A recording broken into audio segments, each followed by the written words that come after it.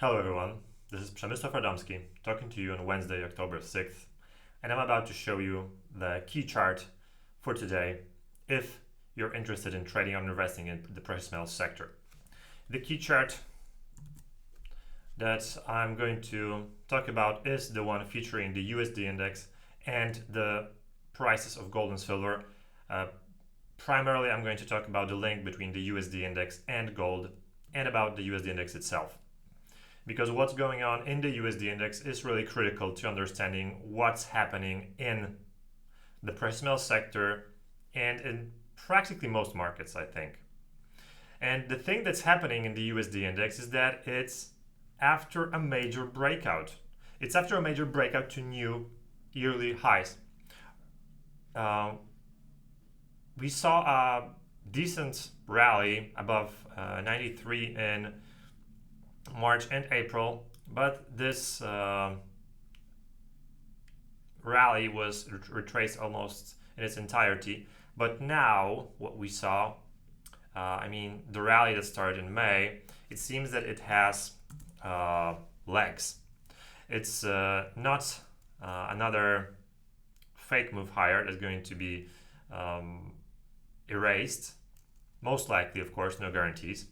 And the fact that the USD Index didn't move back below the previous yearly highs, the August highs and the April highs,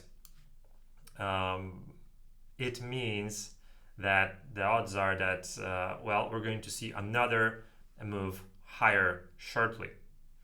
During yesterday's session, the USD Index was up by 0.2%, which is not a lot, but it's important that it moved higher and not lower given where it was. And it was right at the resistance line based on the two important highs.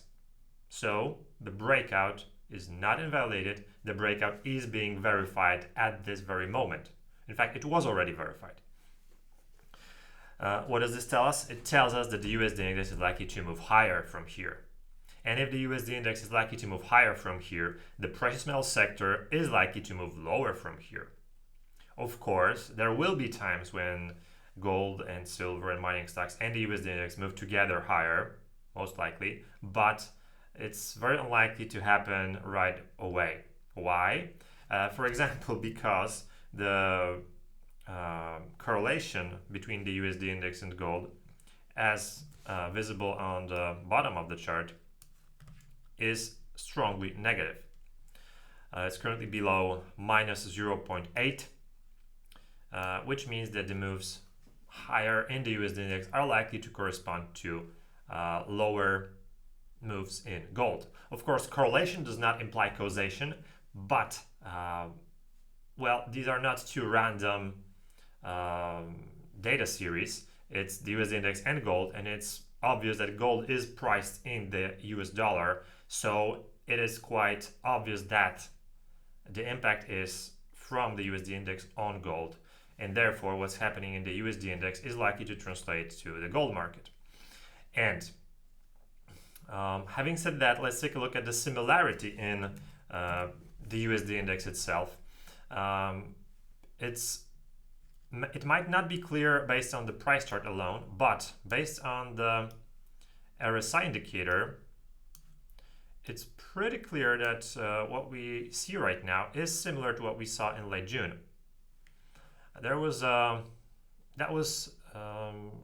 the moment when the RSI moved above 70 and then pulled back a bit. That was also a correction in the USD Index, a pullback, which was then followed by more rallies. And it was followed also by another move lower in gold. History rhymes, it does repeat itself to the letter, but given these similarities and given the, epic, on a medium-term basis, breakout in the USD Index, what's gold left to do? Well, it's quite obvious to me. I don't want to say obvious because it's kind of sounds like certain. There are no certainties in any market, but it suggests that gold is going lower in the following weeks. the interesting note here is that both situations, what happened in late June and what happened recently, were followed by a pretty sizable decline in gold and then a corrective upswing. Then gold moved to new lows, new short-term lows below the previous lows before truly bottoming. At that time, gold moved to its previous lows, okay, before moving back up, and now it's likely to also move to its previous lows. But the difference is that the previous lows below the most recent lows are the yearly lows, and therefore gold is likely to decline to them. So the implications here are very bearish for gold, and as gold moves lower, the same thing is likely to happen in the case of the rest of the precious metals sector, in silver and mining stocks. All right, so that's it as far as the description of this chart is concerned. I hope you enjoyed its analysis, and I encourage you to subscribe to our YouTube channel if you enjoy these videos, and the button should be located somewhere here. Thumbs up for below the video would also be nice. I won't lie. And also please leave a comment if you have something to say about the video or about the recording in general. Also, I hope the sound quality today was better than in the previous videos. I get my office filled with acoustic mats. I didn't glue them yet, but they're here. So I hope they worked. And also, YouTube notifications sometimes don't work that well, so I encourage you, if you're not yet on our free mailing list, to sign up for it, and if you are already on it, then to subscribe to the full version of the analysis, because that's not the entire analysis for today.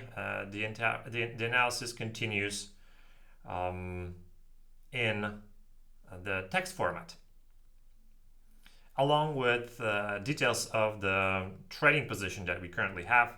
And it's in a specific part of the precious metals sector, which in my opinion is likely to decline the most in the short term.